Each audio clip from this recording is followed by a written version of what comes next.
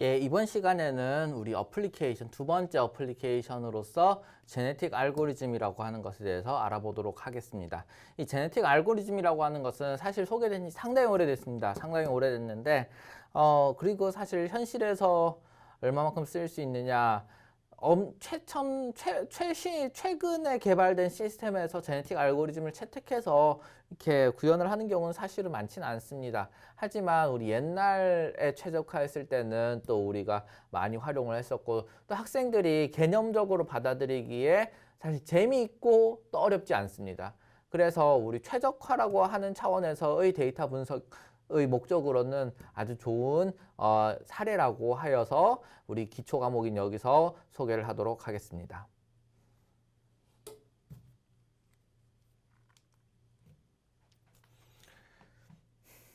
이번 주차의 목적은 다음과 같습니다. 자, 이번 주차에서는 우리 제네틱 알고리즘이라고 하는 것에 대해서 배우고, 또 이것 중에서 특히 트래블링 세일즈맨 프로블럼이라는 것에 대해서 배우도록 하겠습니다. 우리 실제 실습 시간에서는 트래블링 세일즈맨 프로블럼을 제네틱 알고리즘으로 해결하는 과정에 대해서 우리가 배울 예정입니다. 목적은 다음과 같습니다. 첫 번째로는 언제 왜 제네틱 알고리즘이 쓰이느냐, 아무 때나 쓰이는 건 아닌 게 있죠. 딱 문제에 맞게끔 문제를 푸는 도구를 접목해야 됩니다. 우리가 프로그래밍 하는 사람들이 흔히 하는 잘못 중에 하나가 뭐냐, 내가 아는 프로그램 언어가 이거니까 이걸 적용하겠다라고 하는 겁니다. 그게 아닙니다. 문제에 맞게끔 항상 프로그래밍 언어를 다양하게 그 문제에 딱 맞는 것을 찾아내서 적용을 해야지 되는 것이 되겠습니다. 그게 엔지니어의 능력이고, 그렇게 할 수 있는 능력이었으면 그만큼 능력이 떨어지는 게 되겠죠.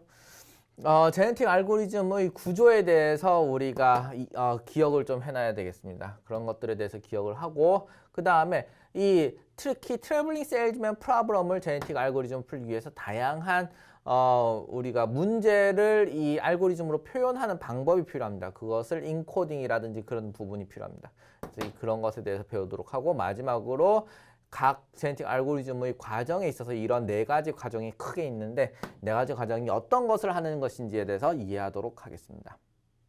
자, 우리가 어떤 문제가 어렵다라고 할 때 어떤 문제가 어려운 문제일까요? 현실에서. 예를 들면 우리가 이건 쉬운 문제입니다.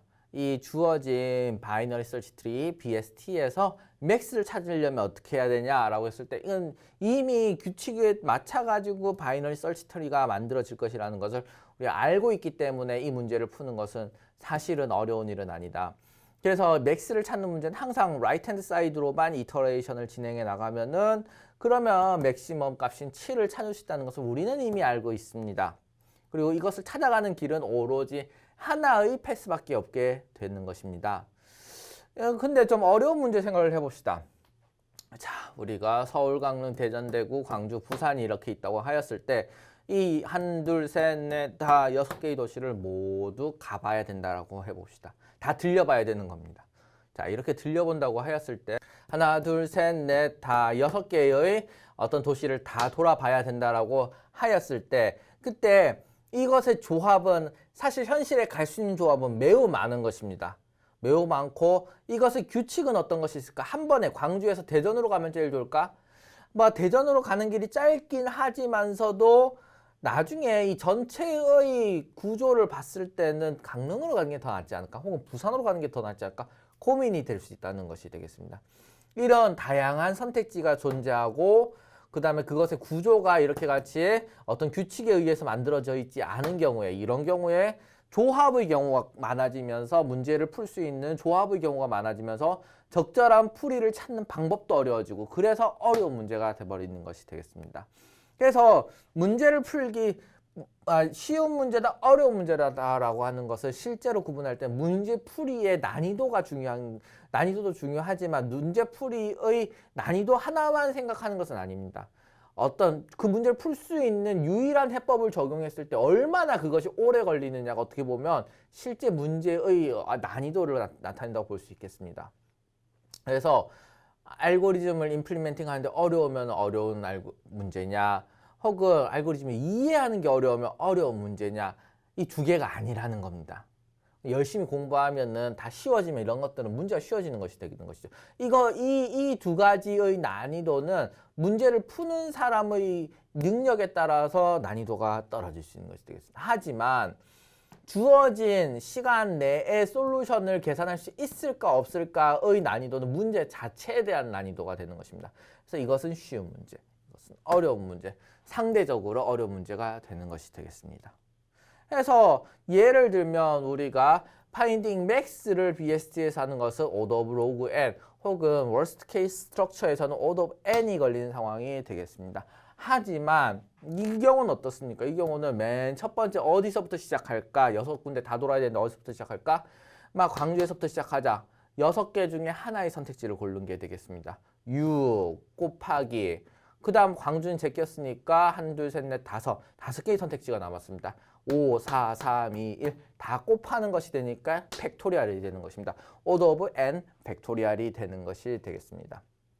그래서 우리가 어떤 주어진 프로블럼 사이즈가 x가 있다고 하였을 때 order of n 팩토리얼 컴플렉시티가 있으면 매우 어려운 문제가 되는 것이 되겠습니다.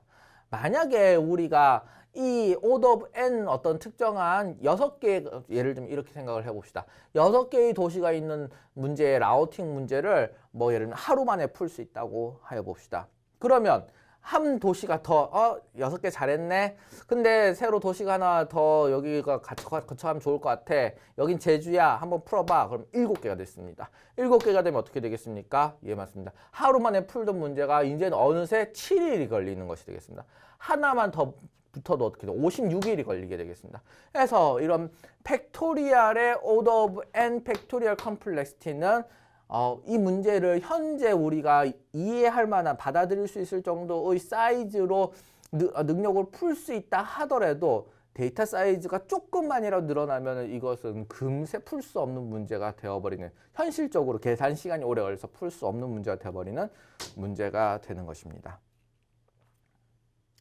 자, 이런 어떻게 하면은 도시를 가장 최적 라우트로 돌 수 있을까? 이 문제는 옵티미제이션이라는 최적화와 매우 긴밀한 관계가 있게 되겠습니다. 그리고 왜냐하면 루트를 최적화하는 어떤 그 순서를 만들어내는 것이니까요. 6 곱하기 5 곱하기 4 곱하기 3 곱하기 2 곱하기 1 중에서 n 팩토리얼 개수 중에서 가장 최적인 거 한 케이스가 있다는 겁니다.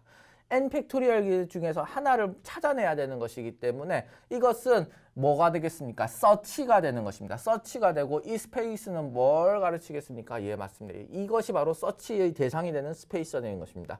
해의 솔루션이 될 수 있는, 답이 될 수 있는 대상은 아주 이렇게 많은데 그 중에서도 가장 좋은 답은 하나이다라고 하는 것이 바로 이런 우리가 옵티미제이션을 서치로 바라보는 그런 사례가 되겠습니다.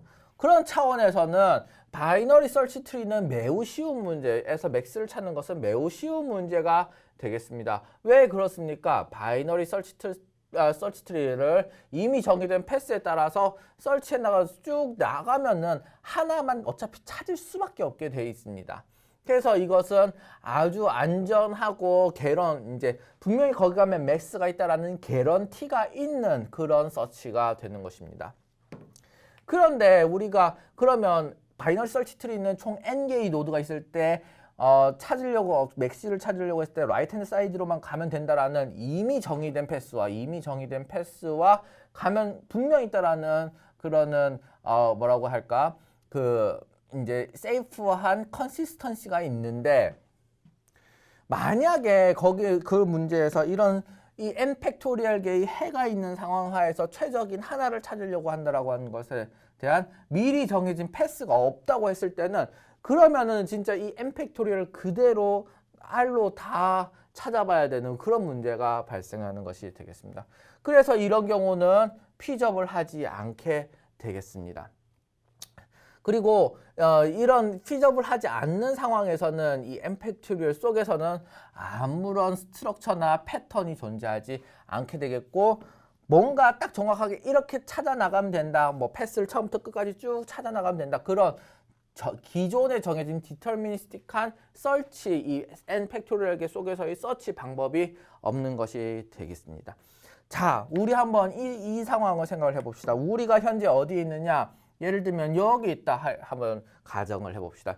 지금 우리 위치가 여기 있고 가장 높은 지점을 찾으려고 합니다. 가장 높은 지점은 어디에 있는 것이냐라고 하였을 때 예를 들면 막 여기라고 합시다. 그러면 여기서 일로 갈 수 있으면 좋겠다는 겁니다. 일로 갈 수 있으면 좋겠는데 우리가 동쪽으로 한 번, 북쪽으로 한 번, 남쪽으로 한 번, 서쪽으로 한 번 이렇게밖에 이동을 못한다라고 제약을 걸었다고 합시다. 그러면 가장 좋게 찾아가는 방법은 뭐가 되겠습니까? 쭉쭉쭉쭉쭉쭉쭉 가서 이렇게 가거나 아주 짧게 잘 찾아갔죠. 혹은 쭉쭉쭉 가서 이렇게 찾아가거나 하면 여기서부터 저기에 가면은 얘가 제일 높은 곳에 있다라는 것을 알고 있다고 하면 이런 패스를 만들어낼 것인데 근데 사실 현실에서는 우리는 항상 이 주변밖에 보지를 못하니까 어떻게 어디에 있지? 이쪽에 가야지 높은 곳이 있나? 저쪽에 가야지 높은 곳이 있나? 저쪽에 가야지 높은 곳이 있나? 사람들이 헷갈린다는 겁니다. 즉 무슨 말입니까? 스트럭처가 없다라는 얘기가 되겠죠. 그래서 우리는 특히 탐색이 필요한 것이 되겠습니다. 자, 여기서는 몇 개의 탐색이나 해볼 수 있을까요? 여기서 이 지점에서 총 몇 개의 행동이 가능합니다. 4개의 행동이 가능합니다. 넘어가면 몇 개의 행동이 가능합니다. 또 4개의 행동이, 또 4개의 행동이 가능합니다. 또 4개의 행동이. 아주 많은 4 곱하기 4 곱하기 4 곱하기 아주 많은 개수의 행동이 가능하게 되겠습니다. 그 다양한 행동 지침 중에서 행동 방식 중에서 여기에는 어떻게 하면 도달할 수 있을까 찾아내는 것이 쉬운 일이 아니게 되겠다라고 하는 내용이 되겠습니다.